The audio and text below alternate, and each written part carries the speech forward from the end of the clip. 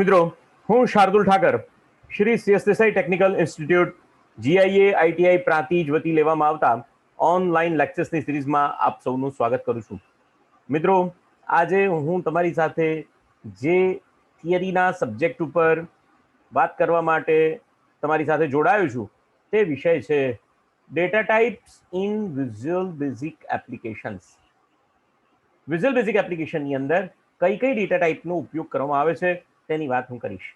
મિત્રો, visual basic એપ્લિકેશનની અંદર એનો મુખ્ય ઉદ્દેશ્ય જે છે તે ડેટાના મેનિપ્યુલેશન અંગેનો છે.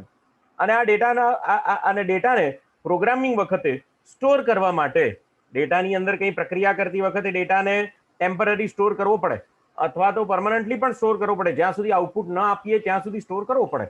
તો આવો ડેટા જે પ્રોગ્રામિંગ વખતે ડેટા સ્ટોર કરવાની વાત છે તે ડેટા સ્ટોર કરવા માટે જે ટૂલનો ઉપયોગ થાય છે એને વેરિયેબલ્સ કહેવામાં આવે છે. એને શું કહેવામાં આવે છે? એને વેરિયેબલ્સ કહેવામાં આવે છે. અને મિત્રો, વેરિયેબલને ગુજરાતીમાં શું કહેવાય? ચલ. ચલ એટલે જેની કિંમત ક્યારેક નક્કી હોઈ શકે નહીં, એને ચલ કહેવામાં આવે. જેની કિંમત જે છે એ ક્યારે નક્કી ના થઈ શકે એને ચલ કહેવામાં આવે. એટલે અહીંયા આવા બે પ્રકારના ટૂલ્સ મળે. એક વેરિયેબલ, અહીંયાથી આપણે એને પહેલેથી ટેબલની અંદર જ પાડીએ. અહીંયા ઇન્સર્ટ ટેબલ અને 2 લાઈનનું ટેબલ કરીએ અને એનો ફોન્ટ જરા વધારી દઈએ તો તમને વધારે સારી રીતે દેખાશે. તો બે પ્રકાર હોય આવા ટૂલ્સ જે છે. એક એને કહેવાય વેરિયેબલ અને બીજું કહેવાય કોન્સ્ટન્ટ્સ અથવા તો લિટરલ્સ. કોન્સ્ટન્ટ અથવા તો લિટરલ્સ. એટલે વેરિયેબલ અહીંયા એને અચલ કહેવામાં આવે. અને હું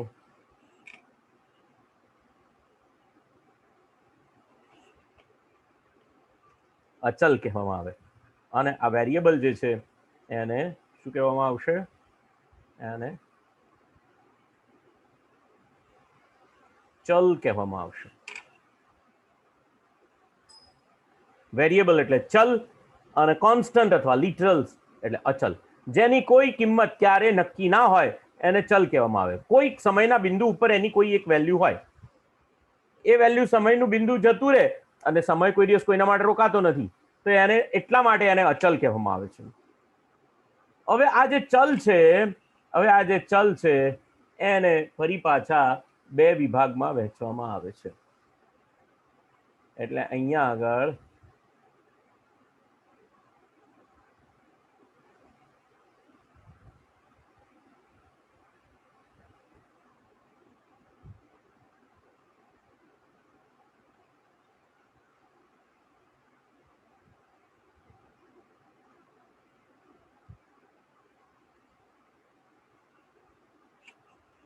ચલને, વેરિયેબલને બે વિભાગમાં વહેંચવામાં આવે છે. એક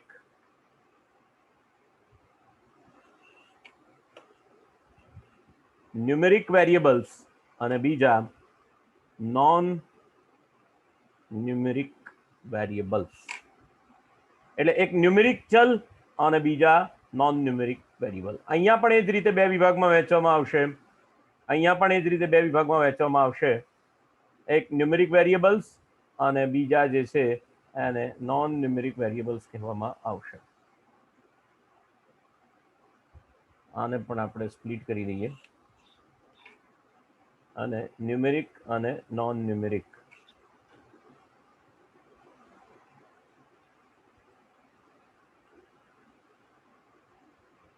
ચલ પણ બે પ્રકારના, અચલ પણ બે પ્રકારના, numeric literals, non numeric literals.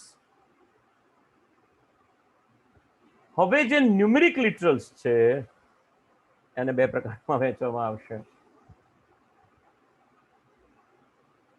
એકને કહેવામાં આવશે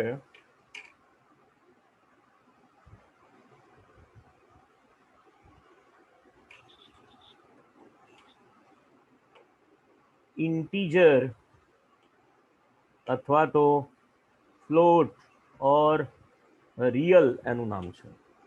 અને નોન ન્યુમેરિક લિટરલ્સ છે એને કહેવામાં આવશે સ્ટ્રિંગ્સ.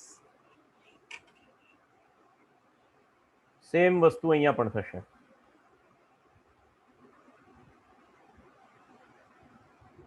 અહીંયા આને 2 માં વિભાજિત કરી દેવાના અને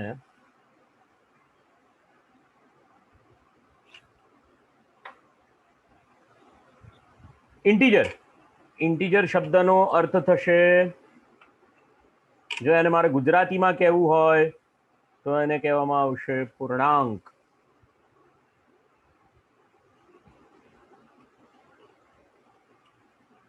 અને રિયલ અથવા ફ્લોટ જે છે એને કહેવામાં આવશે અપૂર્ણાંક.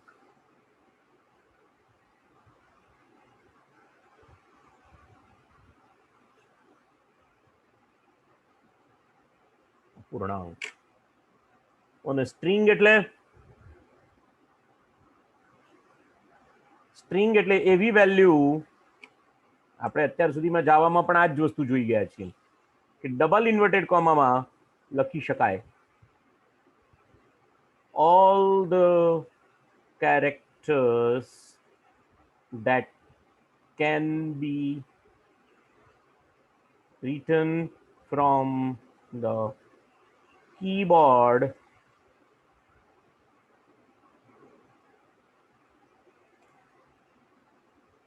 all the characters that can be written from the keyboard within quotation mark is called a string. એને સ્ટ્રિંગ કહેવામાં આવશે.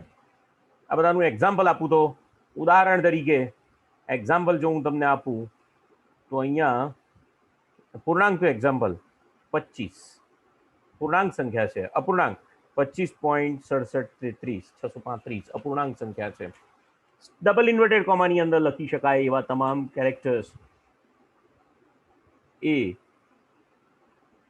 /23 રામેશ્વરમ ટેનામેન્ટ્સ. ડબલ ઇન્વર્ટેડ કોમામાં કંઈ પણ લખી શકાય, કોઈ પણ કેરેક્ટર લખી શકાય. ડબલ ઇન્વર્ટેડ કોમામાં પ્લસ માઇનસ એમ્પરસન @ કોઈ પણ કેરેક્ટર તમે લખી શકો. ડબલ ઇન્વર્ટેડ કોમા બધા કેરેક્ટર્સ લખી શકાય. એનું એક્ઝામ્પલ છે. એવી જ રીતે અચ્છા આ પૂર્ણાંક અહીંયા હવે આ વેરિયેબલ જે છે એ ચલ છે, એ વેરિયેબલનું કોઈ એક નામ હશે. વેરિયેબલ એમને ચાલે નહીં, અચલ ચલનું નામ હોય, અચલનું નામ ના હોય. બરોબર, ધ્યાન આપજો. ચલ માટે ચલનું હંમેશા નામ હોય. ચલનું હંમેશા નામ હોય કે જેમાં કોઈ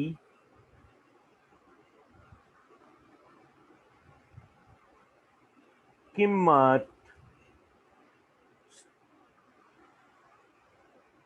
સંગ્રહ કરી શકાય. એ રીતે અચલનું પણ નામ હોય કે જેમાં કોઈ કિંમત અચલની કિંમત સંગ્રહ કરી શકાય.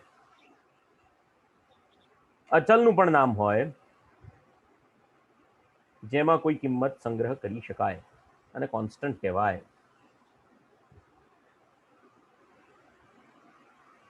તો હવે એના નિયમો હોય, એના નિયમો એટલે હવે તમે જુઓ કેટલું તમે આની અંદર કેટલી વસ્તુઓ શીખ્યા. ખાસ એક તો ચલના 2 પ્રકાર, ન્યુમેરિક અને નોન ન્યુમેરિક, અથવા તો અચ્છા નોન ન્યુમેરિક કહીશું એને. ન્યુમેરિક એ 2 પ્રકારના હોય, ઇન્ટીજર અને ફ્લોટ, રિયલ અપૂર્ણાંક. નોન ન્યુમેરિક એ સ્ટ્રિંગ પ્રકારના હોય. એ જ રીતે અચલની અંદર પણ, અચલની અંદર જો અચલની અંદર પણ 25 એક્ઝામ્પલ એનું એવું જ છે. અચલ 97 સ્ટોર કરી શકાય. અહીંયા 98.3623 એને સ્ટોર કરી શકાય. સ્ટ્રિંગ પણ એવી રીતની જ હોય. તો આ દરેકે દરેક જે કિંમતો છે એને સ્ટોર કરવા માટે કોઈ એક નામ આપવામાં આવશે. એને વેરિયેબલનું નામ કહેવામાં આવશે. દાખલા તરીકે, ઉદાહરણ તરીકે અહીંયા તમે લખી શકો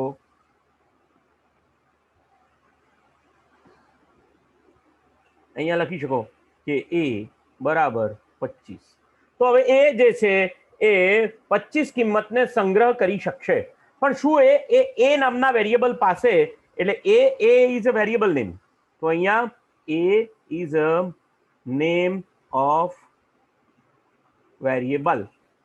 તો હવે પ્રશ્ન એ થાય કે શું આ એ જે છે એની પાસે 25 કિંમત સંગ્રહ કરવાની ક્ષમતા છે કે કેમ, એ મુખ્ય પ્રશ્ન છે.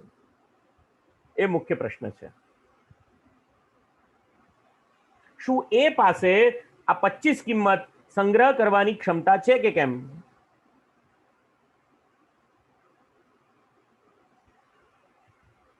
તો એને એ જે ક્ષમતા છે એને ડેટા ટાઈપ દ્વારા પ્રાપ્ત થાય. વેરિયેબલ ડિક્લેર કેવી રીતે કરાય એની વાત કરીએ સૌથી પહેલા. તો વેરિયેબલ ડિક્લેર કરવા માટે અહીંયા આગળ અહીંયા VBA ની અંદર VAR નામનો એક કીવર્ડ ઉપયોગમાં લેવામાં આવે છે. વેરિયેબલનું નામ છે VAR. એઝ પછી લખવામાં આવે એઝ વેરિયેબલ એઝ, અથવા તો વેરિયેબલનું નામ લખવામાં આવે વેરિયેબલ એ એઝ, અને પછી અહીંયા લખવામાં આવે ડેટા ટાઈપ. આ ડેટા ટાઈપ લખવામાં આવે, અને આ ડેટા ટાઈપ જે છે એ વેરિયેબલને, આ ડેટા ટાઈપ જે છે તે વેરિયેબલને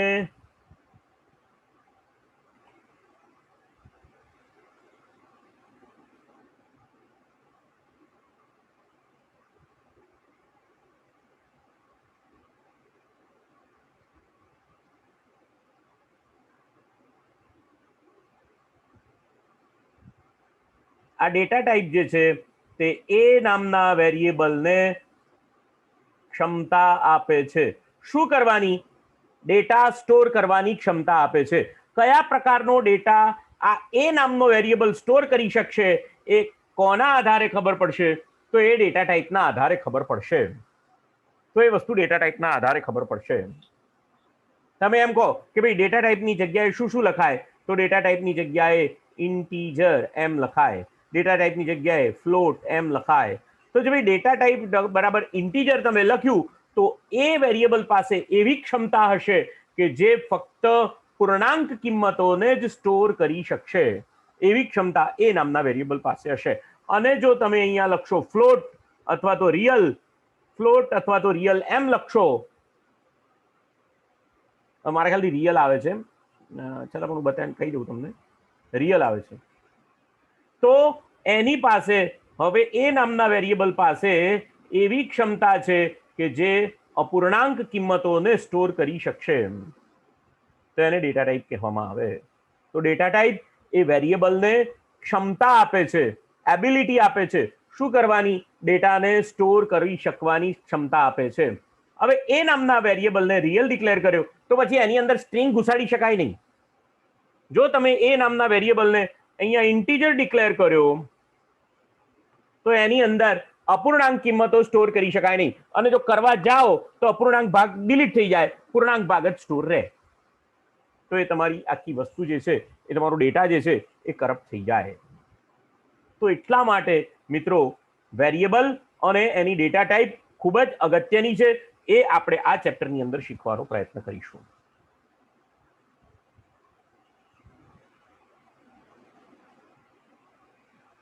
અચલ મેં તમને કીધું, કોન્સ્ટન્ટ અથવા લિટરલ્સ એ બધા એકદમ જેને કોઈ દિવસ એની કોઈ વેલ્યુ જે છે એ બદલી શકાય નહીં. એની અંદર એક વખત સ્ટોર કર્યું એ કર્યું, બાકી એ જ્યાં સુધી પ્રોગ્રામ ચાલે ત્યાં સુધી એ કિંમત બદલાય નહીં. એટલે ડેટા ટાઈપ જે છે, ડેટા ટાઈપ અથવા વેરિયેબલ્સ અથવા તો કોન્સ્ટન્ટમાં હંમેશા કોઈ ડેટા સ્ટોર કરવામાં આવે છે, અને વેરિયેબલનો આ ડેટા પ્રોગ્રામના અમલ દરમિયાન બદલાતો રહે છે, જ્યારે કોન્સ્ટન્ટ માટે આ ડેટા પ્રોગ્રામના અમલ દરમિયાન સ્થિર રહે છે. બીજા શબ્દોમાં કહીએ તો વેરિયેબલ અથવા કોન્સ્ટન્ટ હંમેશા કોઈને કોઈ કિંમતો ધારણ કરે છે, અને આ વેરિયેબલ અથવા કોન્સ્ટન્ટ કયા પ્રકારની કિંમતોને ધારણ કરી શકશે તેની જાહેરાત, ડિક્લેરેશન કોઈ પણ પ્રોગ્રામની શરૂઆતમાં કરવું પડે છે. જો કે આ ફરજિયાત નથી. પણ યુઝરને જે વેરિયેબલનો ઉપયોગ કરવો હોય ત્યારે તે વેરિયેબલને ડિક્લેર પહેલા કરી શકે છે. તો વેરિયેબલનું ડિક્લેરેશન કેવી રીતે થાય? તો અહીંયા મારી ભૂલ થઈ, કદાચ આગળ મેં વેરિયેબલ પેલું જાવાનું યાદ રહ્યું હતું એટલા માટે મેં અહીંયા વેરિયેબલ એમ લખ્યું, પણ અહીંયા ડીમ સ્ટેટમેન્ટ લખવામાં આવે છે. VBA ની અંદર ડાયમેન્શન સ્ટેટમેન્ટ છે, ડીમ સ્ટેટમેન્ટ છે. વેરિયેબલને ડિક્લેર કરવા માટે ડાયમેન્શન સ્ટેટમેન્ટનો ઉપયોગ થાય છે. અને ડીમ સ્ટેટમેન્ટ પછી વેરિયેબલનું નામ દર્શાવવામાં આવશે અને ત્યારબાદ એઝ અને ત્યારબાદ સ્પેસ છોડીને ડેટાનો ટાઈપ ડિક્લેર કરવામાં આવશે. એટલે એ વેરિયેબલને એ ડેટા ટાઈપની બધી જ એફિશિયન્સી પ્રાપ્ત થશે. તો કોઈ પણ ડેટા ટાઈપ દ્વારા, હવે હું તમને અહીંયા એ બતાવવા પ્રયત્ન કરીશ કે કોઈ પણ ડેટા ટાઈપ દ્વારા કઈ કઈ બાબતો જે તે વેરિયેબલને, કઈ કઈ પ્રોપર્ટી એ જે તે વેરિયેબલને પ્રાપ્ત થાય છે. તમે અહીંયા લખ્યું કે ભાઈ ડાયમેન્શન, તમે અહીંયા લખ્યું ભાઈ ડાયમેન્શન એ, સોરી,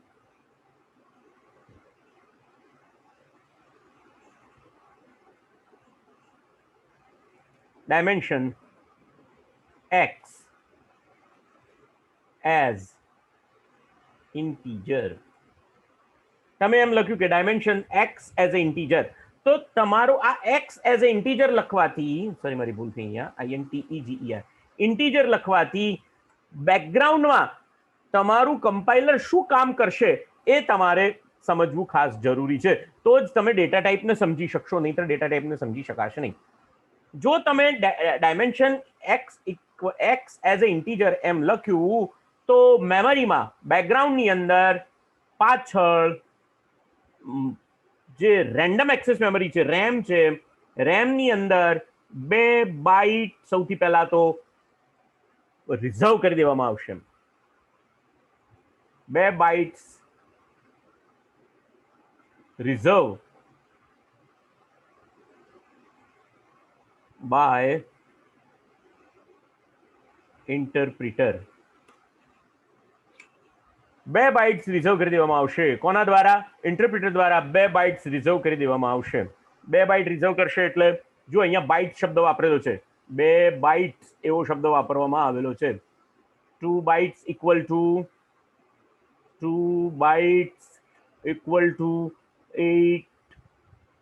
16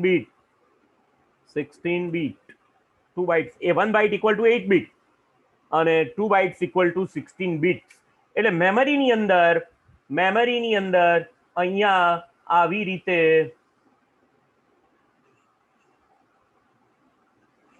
16 બીટ જગ્યા મેમરીમાં ફાળવી દેવામાં આવશે. પહેલું કામ આ થશે.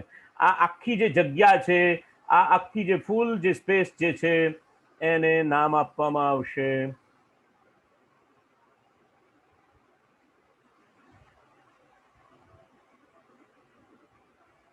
મેમરીમાં. આ જે આખી જે જગ્યા છે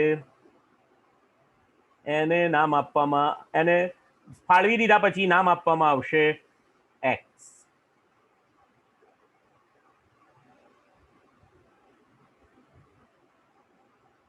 શું નામ આપવામાં આવશે? એને x નામ આપવામાં આવશે. કારણ કે આપણે અહીંયા આગળ ડાયમેન્શન તરીકે વેરિયેબલનું નામ શું આપ્યું છે? x નામ આપ્યું છે અને એટલા માટે અહીંયા નામ આપવામાં આવશે x નામ આપવામાં આવશે. કોને નામ આપવામાં આવશે? આ 16 બીટ ડેટાને, 16 બીટ ડેટા છે, 16 બીટ ડેટા છે. અહીંયા આગળ બરોબર સમજવું જરૂરી છે કે કોમ્પ્યુટર પોતે જે કામ કરે છે એ બાઇનરી ફોર્મેટમાં કામ કરે છે, બાઇનરી મેમરી, બાઇનરીની અંદર કામ કરે છે અને એટલા માટે ડેટા જે છે એ બાઇનરી ફોર્મમાં સ્ટોર થશે. તમારે અચ્છા 2 બાઇટ જગ્યા ફાળવી દીધી, મેમરીમાં 2 બાઇટ જગ્યા ફાળવી દીધી, એને નામ આપી દેવામાં આવ્યું. શું નામ આપી દેવામાં આવ્યું? x એવું નામ આપી દેવામાં આવ્યું. આ 2 ક્રિયાઓ ખાસ જ્યારે તમે કરો ત્યારે સૌથી પહેલા કરવામાં આવે, પહેલું કામ ત્યાં કરવામાં આવે. પછી તમે એની અંદર એવું લખો, તમે કદાચ એવું લખો કે ભાઈ x બરાબર 25 લખ્યું. આ કોણે લખ્યું? તમે લખ્યું. આ યુઝરે લખ્યું. યુઝર લખે છે. પણ કોમ્પ્યુટર એને ઇન્ટરનલી કેવી રીતે સમજે છે? તો આ જે 25 કિંમત છે આપણે દશાંકીમાં સમજીએ છીએ, ડેસિમલમાં સમજીએ છીએ. જ્યારે કોમ્પ્યુટર જે સમજે છે બાઇનરી ફોર્મમાં સમજે છે. તો 25 નું બાઇનરી શું થાય? તો અહીંયા તમારે કેલ્ક્યુલેટર ઓપન કરવું પડે અને કેલ્ક્યુલેટરની અંદર વ્યૂ મેનુમાં જઈ અને સાયન્ટિફિક કેલ્ક્યુલેટર ઓપન કરવાનું અને સાયન્ટિફિક કેલ્ક્યુલેટરની અંદર સૌથી પહેલા તમારે અહીંયા લખવાના 25 અને એને અહીંયા ડેસિમલમાં તમે બદલી નાખો.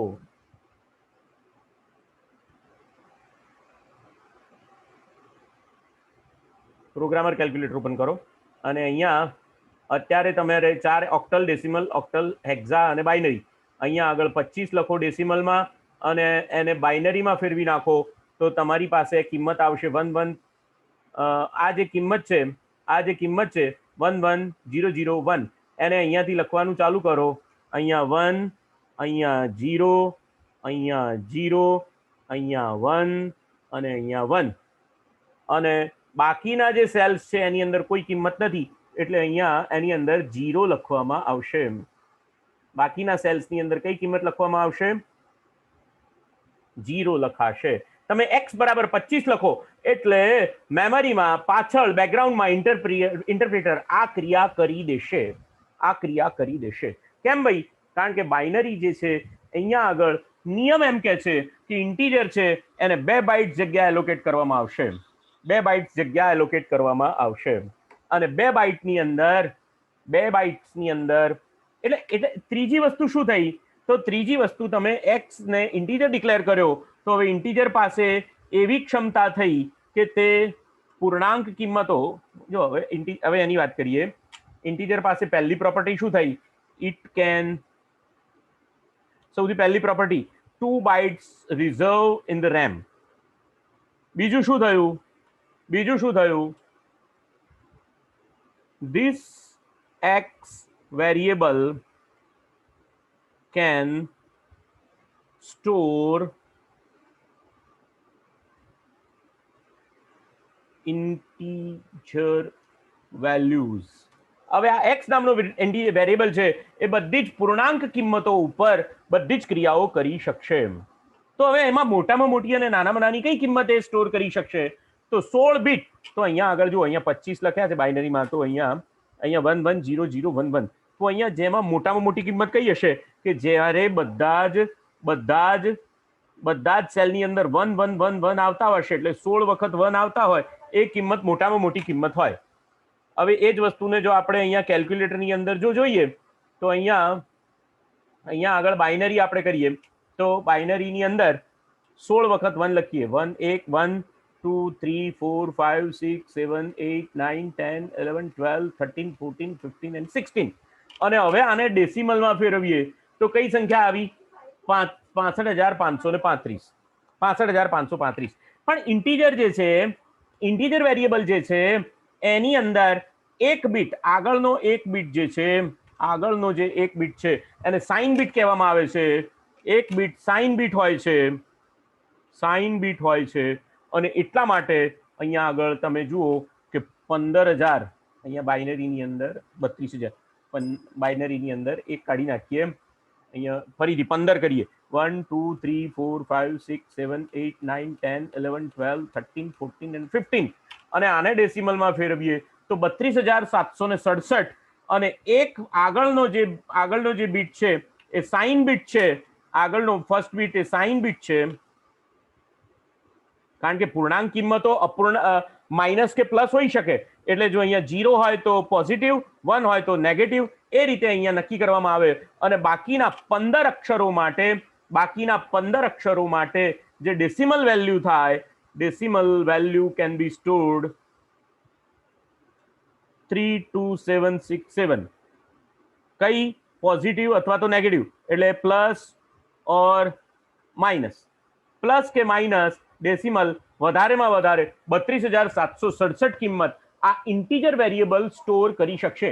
એટલે x ની અંદર તમે x નામના વેરિયેબલની અંદર 32,800 કિંમત સ્ટોર કરી શકશો નહીં. 0 થી શરૂ કરીને પ્લસ માઇનસ 32767 આટલી જ કિંમતો સ્ટોર કરી શકાશે.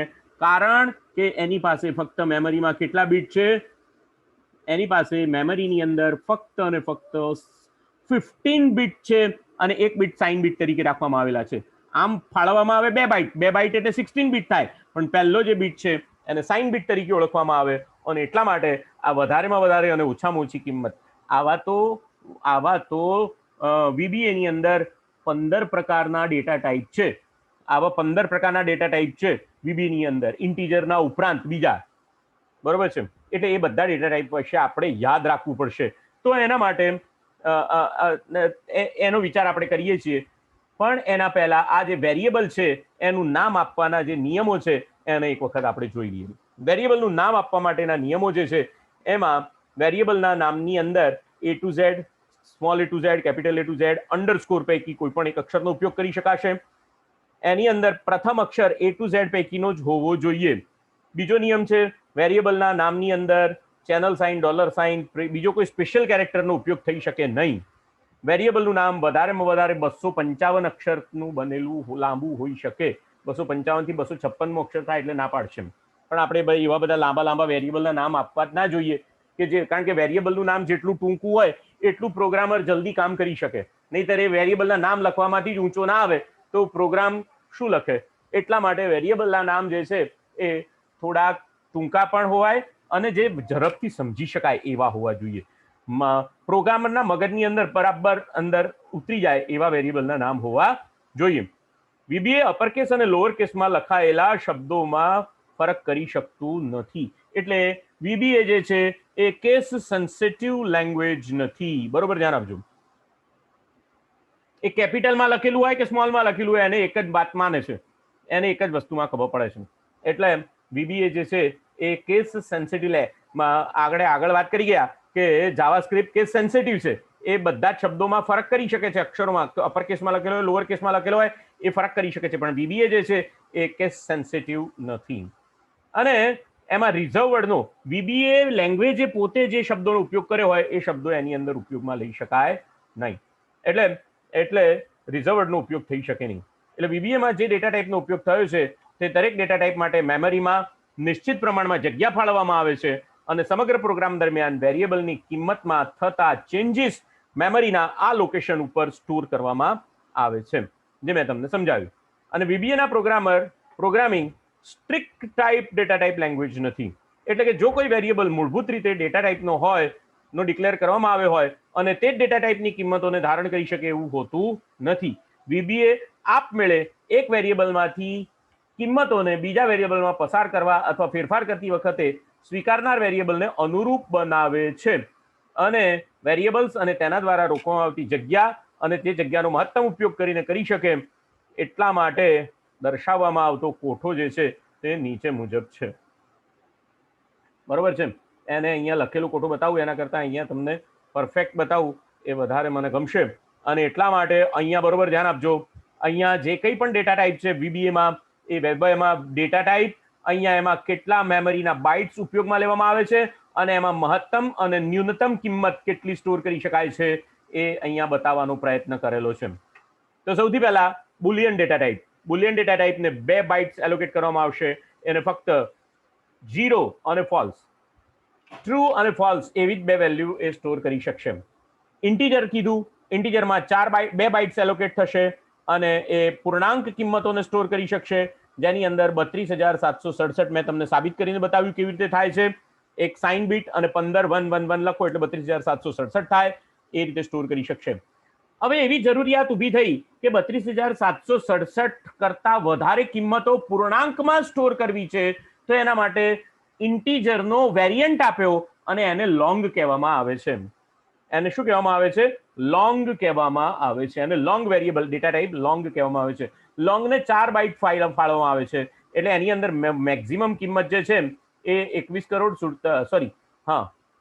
અબજ 47 કરોડ 48 લાખ 2 અબજ 14 કરોડ 74 લાખ 83,684 થી શરૂ કરીને પ્લસ માઇનસ આટલી કિંમતો સ્ટોર કરી શકે છે. એટલે મિત્રો પ્રોગ્રામિંગની અંદર આટલી કિંમત સ્ટોર કરવી ઘણી વાત થઈ ગઈ. અને એ જ રીતે અપૂર્ણાંક કિંમતોને સ્ટોર કરવા માટે જે ડેટા ટાઈપનું નામ છે એને સિંગલ કહેવામાં આવે છે. અહીંયા અમુક વખતે રિયલ શબ્દ અને ફ્લોટ શબ્દ વાપર્યો છે, પણ અહીંયા આગળ એ સિંગલની અંદર 4 બાઇટ્સ એલોકેટ કરવામાં આવે છે અને જેની અંદર અપૂર્ણાંક કિંમતો આટલી સ્ટોર કરી શકાય છે. ડબલ જે છે, ડબલ નેગેટિવ અને ડબલ પોઝિટિવ, એ બંનેની અંદર 8 બાઇટ્સ એલોકેટ કરવામાં આવે છે અને જેની અંદર આટલી અમાઉન્ટ સ્ટોર કરી શકાય છે. એ રીતે મિત્રો કરન્સી નામનો એક ડેટા ટાઈપ છે. તમે ઇન્ટીજર ડાયમેન્શન વેરિયેબલનું નામ એઝ પછી કરન્સી લખી શકો. કરન્સી લખો તો એ વેરિયેબલને 8 બાઇટ જગ્યા ફાળવવામાં આવે અને એની અંદર આટલો ડેટા સ્ટોર કરી શકાય. અહીંયા જે લખ્યો છે તેટલો ડેટા સ્ટોર કરી શકાય. એ જ રીતે તમે ડેટ ટાઈપનો પણ વેરિયેબલ સ્ટોર કરી શકો. ડેટ ટાઈપનો વેરિયેબલ સ્ટોર કરી શકો જેની અંદર 1/100 થી શરૂ કરીને 31/12/1999 સુધીની કોઈ પણ ડેટ તમે એની અંદર સ્ટોર કરી શકો. એ રીતે સ્ટ્રિંગ વેરિયેબલ ડિક્લેર કરો તો સ્ટ્રિંગ એ મેં તમને આગળ પણ કીધું, સ્ટ્રિંગનો નિયમ બધી જ લેંગ્વેજમાં એક સરખો છે અને 1 બાઇટ પર કેરેક્ટર સ્ટોર કરવામાં આવે છે અને એટલા માટે તમે સ્ટ્રિંગ કેટલી લાંબી લખો છો, સ્ટ્રિંગ પછી તમારે કૌંસમાં એ સ્ટ્રિંગની લંબાઈ દર્શાવવી પડે અને એ રીતે તમે અહીંયા આગળ સ્ટ્રિંગ વેરિયેબલ ડિક્લેર કરી શકો છો. અને અહીંયા ઓબ્જેક્ટ પ્રકારનો 4 બાઇટ ઓબ્જેક્ટ પ્રકારનો જો ડિક્લેર કરવામાં આવે તો એને 4 બાઇટ એલોકેટ કરવામાં આવે. ઓબ્જેક્ટ એટલે ક્લાસનો કોઈ ઓબ્જેક્ટ હોય, એ આપણે વાત કરીશું જ્યારે બીબીએ ની અંદર આગળ વાત કરીશું ત્યારે ક્લાસનો કોઈ ઓબ્જેક્ટ હોય. અને વેરિયન્ટ ડિક્લેર કરી શકાય. એની અંદર પણ મેમરીમાં વેરિયન્ટ એટલે એવું સ્ટ્રક્ચર બનાવીને ડાયરેક્ટ તમારો પોતાનો ડેટા ટાઈપ વાળો સ્ટ્રક્ચર બનાવી અને તમે એની અંદર સ્ટોર કરી શકો અને વેરિયન્ટ કહેવાય. તો આટલા પ્રકારના ડેટા જે છે એ તમે ખાસ કરીને સ્ટોર કરશો અને મને એવી ખાતરી છે કે તમને ખ્યાલ આવી જશે કે ઇન્ટીજર એટલે 2 બાઇટ, લોંગ એટલે 4 બાઇટ, સિંગલ એટલે 4 બાઇટ, ડબલ એટલે 8 બાઇટ, કરન્સી એટલે 8 બાઇટ, ડેટ એટલે 8 બાઇટ. આ રીતે તમને મેક્સિમમ કેટલા બાઇટ જગ્યા ફાળવવામાં આવે છે એટલું તો યાદ રહેવું જ જોઈએ. ડિક્લેરિંગ એન્ડ સ્કોપિંગ વેરિયેબલ્સ આગળ પણ વાત કરી ગયા હતા. સ્કોપ શબ્દ ખૂબ જ અગત્યનો છે મિત્રો. સ્કોપ એટલે શું? તો સ્કોપ એટલે કોઈ પણ એક વેરિયેબલ એ કેટલા એરિયાની અંદર એ પોતે ઉપયોગમાં લઈ શકાય છે એને વેરિયેબલનો સ્કોપ કહેવામાં આવશે. જ્યારે ઓપ્શન એક્સપ્લિસિટ લખો, two force your declare or variable you use include the following statement, first statement in your VBA module. Option explicit લખો, when the statement is present you wouldn't be able to run your code if it contains any undeclared variable. બરોબર, ધ્યાન આપજો. Option explicit લખો એટલે variable declare ના કર્યો હોય તો તમે એ વેરિયેબલને ઉપયોગમાં લઈ શકો નહીં એવું તમે અહીંયા તમારા માટે નિયમ બાંધો છો. ઓપ્શન એક્સપ્લિસિટ લખવું વધારે હિતાવહ છે. ઓપ્શન એક્સપ્લિસિટ લખવાથી તમારા પ્રોગ્રામની અંદર વેરિયેબલ ડિક્લેર ન કરેલો હોય એવા કોઈ વેરિયેબલને ઉપયોગમાં લઈ શકાતો નથી. એટલે ઓપ્શન એક્સપ્લિસિટ લખવું જોઈએ. ઓપ્શન એક્સપ્લિસિટ, જો ઓપ્શન એક્સપ્લિસિટ ના લખો તો શું થાય?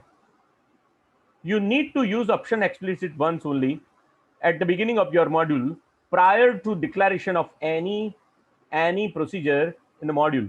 Keep in the mind that the option explicit statement applies only the module in which it resides. If you have more than one VBA module in project, you need to option explicit statement for each module.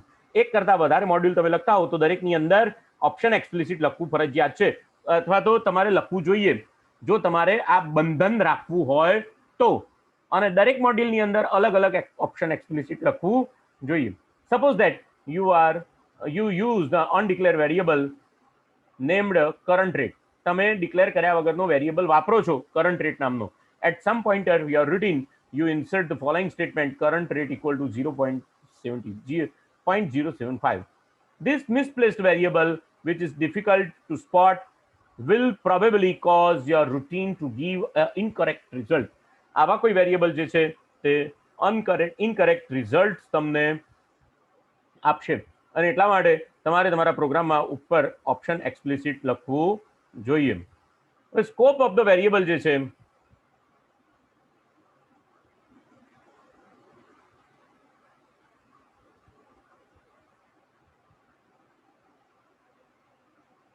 you know the advantage that declaring variable, but how you do it.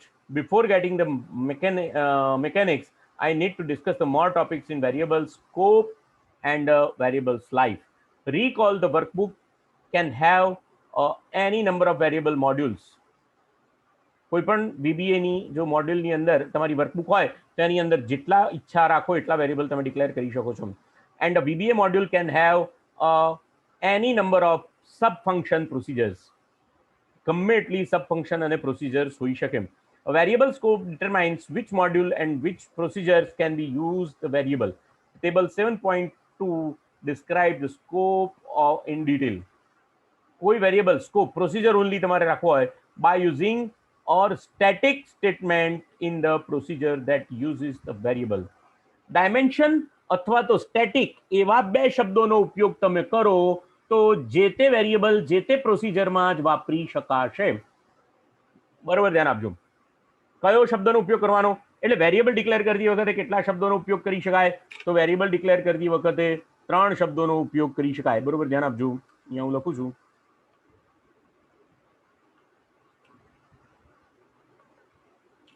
આ બધું કાઢી નાખીએ આપણે. Variable can be declared using these 3 words. કયા કયા શબ્દો? તો અહીંયા હું એક શબ્દ છે ડાયમેન્શન, ડીમ, ડાયમેન્શન. બીજો શબ્દ છે સ્ટેટિક. ત્રીજો શબ્દ છે પબ્લિક. 3 શબ્દો છે ડાયમેન્શન, સ્ટેટિક અને પબ્લિક. જો તમે તમારા વેરિયેબલને ડાયમેન્શન અથવા તો સ્ટેટિક વિધાનથી ઉપયોગમાં વેરિયેબલ ડિક્લેર કર્યો હોય તો તમે જે તે પ્રોસિજરમાં તમે એને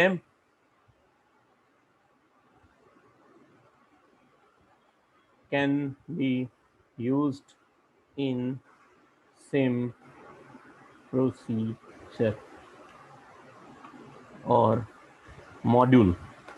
તમે જે વેરિયેબલને ડાયમેન્શન ડિક્લેર કર્યો હોય તે વેરિયેબલને જે તે પ્રોસિજરમાં અથવા તો તમારા મોડ્યુલમાં ઉપયોગ કરી શકો. પણ જો તમે એને પબ્લિક ડિક્લેર કરો all the procedure, તમે એને all the procedure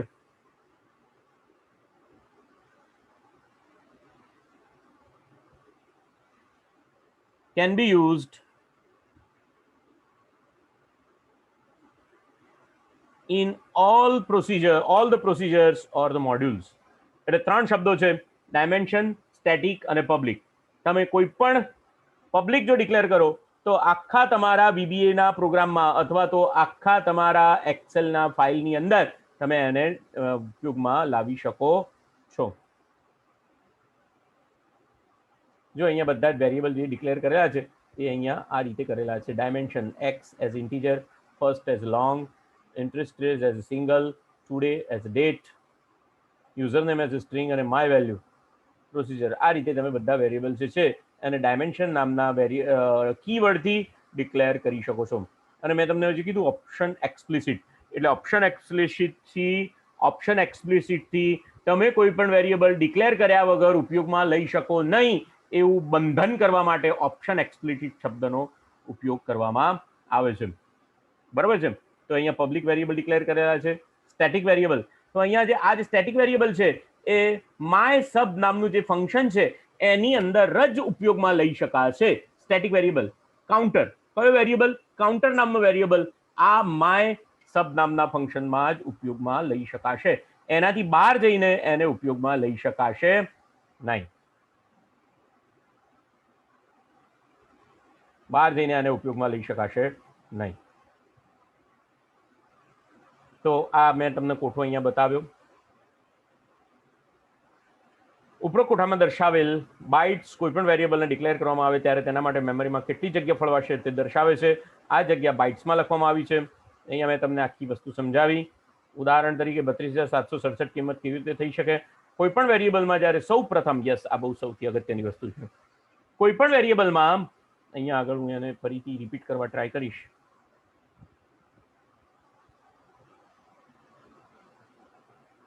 યસ,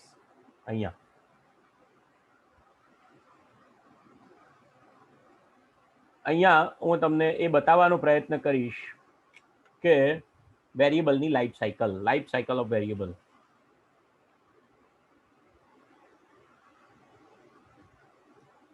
પહેલા જે છે તે વેરિયેબલને ડિક્લેર કરવામાં આવે. ડિક્લેર, પહેલો વેરિયેબલ જન્મ થયો, this is the birth of variable. Birth ક્યારે થાય? જ્યારે એને ડિક્લેર કરવામાં આવે ત્યારે એનો બર્થ થયો કહેવાય. અને બર્થ થતી વખતે જ એને કોઈ વેલ્યુ એસાઇન કરવામાં આવે તો એને ઇનિશિયલાઇઝેશન કહેવામાં આવે. બર્થ વખતે જ, અહીંયા આગળ એને આપણે કોઠામાં બતાવીએ તો વધારે મજા આવશે.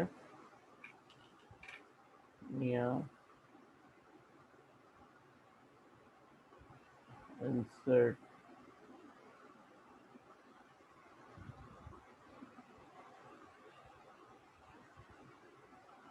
બર્થ ક્યારે થાય વેરિયેબલનો? જ્યારે એને ડિક્લેર કરવામાં આવે ત્યારે એનો બર્થ થાય. અને બર્થ વખતે જો વેરિયેબલને કોઈ કિંમત એસાઇન કરવામાં આવે તો ડિક્લેરેશન થાય. પછી આવશે at time of declaration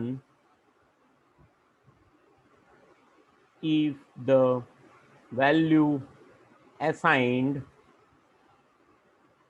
is called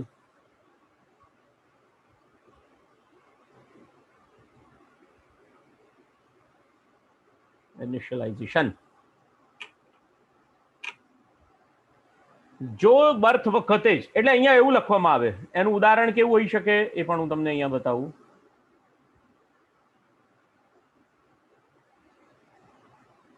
ઉદાહરણ કે ભાઈ ડાયમેન્શન x એઝ ઇન્ટીજર, અને તમે અહીંયા એવું પણ લખો x equal to 10 as integer. આવું લખો તો એનું ઇનિશિયલાઇઝેશન થયું કહેવાય. પણ આપણે આને જુદું પાડી દઈએ. અહીંયા આગળ આપણે આ બધું કરતા નથી. અહીંયા આપણે એમ જ કહીએ કે એનો વેરિયેબલનો બર્થ થાય એ વખતે એનું ડિક્લેરેશન થાય. ડિક્લેરેશન થાય વખતે એનો બર્થ થયો. પછી બીજું સ્ટેજ લખીએ ઇનિશિયલાઇઝેશન. બીજું સ્ટેજ આવે initialization.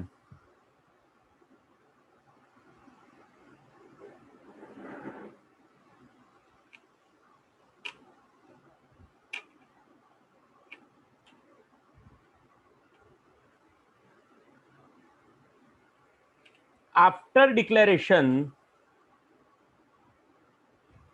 the first value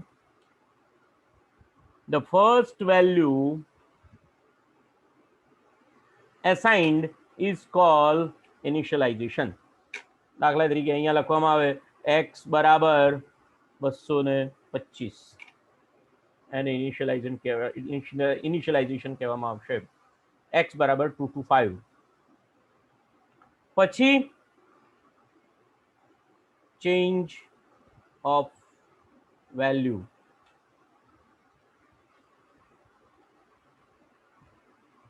in the module or procedure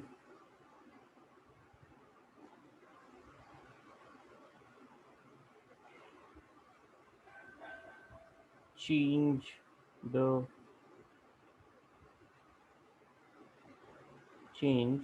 the value is called change value.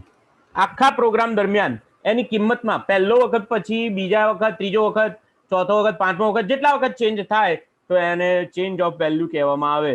અહીંયા લખીએ એક્સ ઓફ એક્સ બરાબર 25 અને abolition end of the module. End of the module જે છે એ વેરિયેબલ આપમેળે સમેટાઈ જાય, એનો મેમરીમાંથી નાશ થઈ જાય, એને એબોલિશન એમ કહેવામાં આવશે. એટલે કોઈ પણ વેરિયેબલ જે છે એની લાઈફ સાયકલ આ રીતની છે. ડિક્લેરેશન, ઇનિશિયલાઇઝેશન, અહીંયા શબ્દ અહીંયા બદલી નાખીએ, declaration, initialization, change of the value end abolition. આ ચાર એ કોઈ પણ વેરિયેબલની લાઈફ સાયકલ છે. જોઈ લઈએ. ઇનિશિયલાઇઝેશન, કોઈ પણ વેરિયેબલને જ્યારે સૌ પ્રથમ વખત યુઝર દ્વારા કોઈ કિંમત સ્ટોર કરવામાં આવે તેને ઇનિશિયલાઇઝેશન કહેવામાં આવશે. અને વેરિયેબલને અને તેના ઇનિશિયલાઇઝેશન કિંમતના આધારે ડેટા ટાઈપ તમારે લખવાની કીધી છે. અહીંયા કે એક્સરસાઇઝ આપી છે. ઓપ્શન એક્સપ્લિસિટની વાત મેં કરી. ઓપ્શન એક્સપ્લિસિટ સ્ટેટમેન્ટમાં સમગ્ર મોડ્યુલમાં એકદમ શરૂઆતમાં લખવામાં આવે છે. આ ઓપ્શન એક્સપ્લિસિટ સ્ટેટમેન્ટ જે તે મોડ્યુલને જ અસર કરે છે. જ્યારે ઓપ્શન એક્સપ્લિસિટ લખવામાં આવે ત્યારે યુઝર પોતાના પ્રોગ્રામ કોડને અમલ કરવામાં સફળ થતો નથી કે જ્યારે વેરિયેબલ ડિક્લેર ન કરેલો હોય. વેરિયેબલ ડિક્લેર કરેલો ના હોય તો ના ચાલે. વેરિયેબલ ડિક્લેર ફરજિયાત કરાવડાવે છે option explicit. Scope of the variable મેં તમને કીધું. અહીંયા ડાયમેન્શન અને સ્ટેટિકની વાત કરી, મોડ્યુલની વાત કરી અને પબ્લિક વેરિયેબલની વાત કરી. પ્રોસિજર ઓનલીમાં જ્યારે કોઈ વેરિયેબલને ડાયમેન્શન અથવા સ્ટેટિક સ્ટેટમેન્ટ દ્વારા ડિક્લેર કરવામાં આવે ત્યારે તે વેરિયેબલ ઉપયોગ જે તે પ્રોસિજર સુધી સીમિત બને છે. સૌપ્રથમ સબ પ્રોસિજર અથવા ફંક્શન પહેલા જો કોઈ ડાયમેન્શન વેરિયેબલ દ્વારા વેરિયેબલ ડિક્લેર કરેલો હોય તો વેરિયેબલનો ઉપયોગ જે તે મોડ્યુલ સુધી સીમિત બને છે. અને જો વેરિયેબલને પબ્લિક દ્વારા ડિક્લેર કરવામાં આવે તો તમામ મોડ્યુલ્સની અંદર એ વેરિયેબલ ફિલ્ડ કરે છે. લાઈફ ઓફ ધ વેરિયેબલ, ત્રણેય સંજોગો મેં અહીંયા તમને બતાવ્યા. કોઈ પણ વેરિયેબલ જે છે ડિક્લેર કર્યા બાદ તેની મેમરીમાં જગ્યા ફાળવવામાં આવે ને નીચેના ત્રણ સંજોગો સિવાય વેરિયેબલ હંમેશા મેમરીમાં જ રહે છે. એક, રીસેટ ટૂલબાર ઉપર ક્લિક કરવામાં ન આવે ત્યાં સુધી. 2, પ્રોગ્રામમાં રન ટાઈમ એરર ન આવે ત્યાં સુધી. અને પ્રોગ્રામનો અંત ન થાય ત્યાં સુધી મેમરીમાં વેરિયેબલ રહે છે. કોન્સ્ટન્ટ વિધાનનો ઉપયોગ થાય છે. જુઓ, બરોબર ધ્યાન આપજો. VBAમાં કોઈ કોન્સ્ટન્ટ ડિક્લેર કરવો હોય એટલે કોઈ અચલ ડિક્લેર કરવો હોય તો એના માટે કોન્સ્ટન્ટ વિધાનનો ઉપયોગ થાય છે.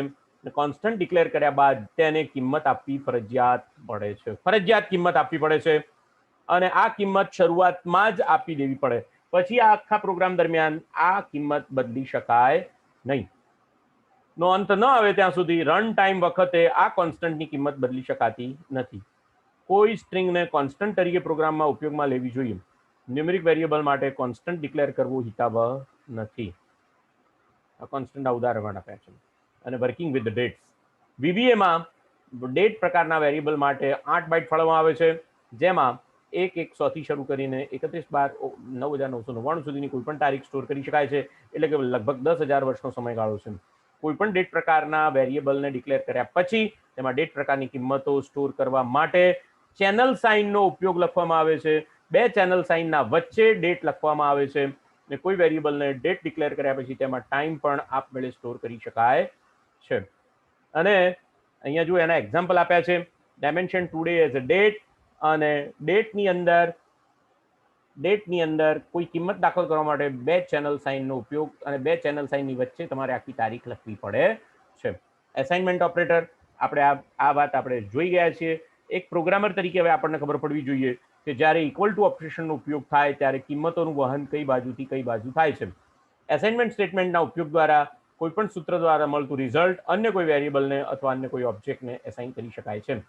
એસાઇનમેન્ટ સ્ટેટમેન્ટના ઉપયોગ ઇક્વલ ટુની નિશાનીનો ઉપયોગ થાય છે, જે કિંમતોનું વહન જમણી બાજુથી ડાબી બાજુ તરફ કરે છે. આ બાબતને આપણે જાવાસ્ક્રિપ્ટમાં પણ જોઈ ગયા છે. અને એઝ અ પ્રોગ્રામર તરીકે હવે આપણને આટલી સમજણ તો પડવી જ જોઈએ કે કિંમતોનું વહન ઇક્વલ ટુ ઓપરેટરથી કઈ બાજુથી કઈ બાજુ થશે. તો મિત્રો, મેં તમને VBAની અંદર ડેટા ટાઈપ વિશે જે સમજ આપી એની અંદર મને આશા છે કે તમને ખ્યાલ આવી ગયો હશે. પ્રેક્ટિકલની અંદર વધારે વાત કરીશું. ત્યાં સુધી રજા આપશો. અસ્તુ.